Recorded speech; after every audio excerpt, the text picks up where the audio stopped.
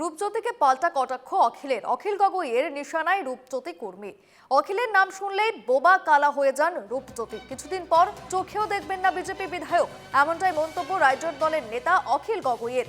মরিয়নবাসীর রূপজ্যোতির অত্যাচার থেকে বাঁচতে চাইছে অভিযোগ শিবসাগরের বিধায়কের।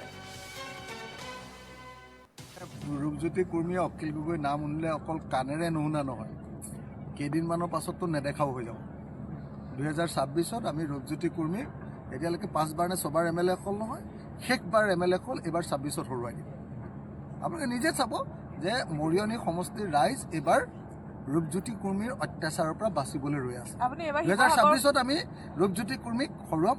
মইতো শিৱসাগৰত খেলিম, কিন্তু মোৰ কাষতে মৰিয়নি ন, লগতে শিৱসাগৰ আৰু মৰিয়নি লাগি আছে। এতিয়া আমগুৰিখন যিহেতু আমাৰ হেৰিয়াত সোমাই গ'ল, জাঁজি নদীখন পাৰ হ'লেই মৰিয়নি।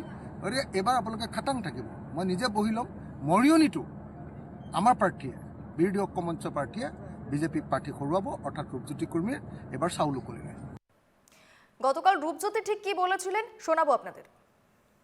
মই তেখেতৰ তেনেকুৱাকে অভদ্ৰ মানুহ আৰু অদৰকাৰী মানুহৰ মই নাম শব্দ ব্যৱহাৰ কৰিলে মই কাণে শুনি নোপোৱা হৈ যাওঁ। সেইকাৰণে এইবোৰ মানুহ মই লৈ পেলাই বক্তব্য ৰাখিব বিচৰা নাই। আমাৰ এটাই কাৰোবাৰ আবোল তাবোল ব্যক্তি মানুহৰ নাম কি কয় কি নাই সেইবোৰ আবোল তাবোল মানুহৰ কথা শুনিবলৈ মন নাই, আৰু কি কৈছে মই এইবোৰ নাজানো।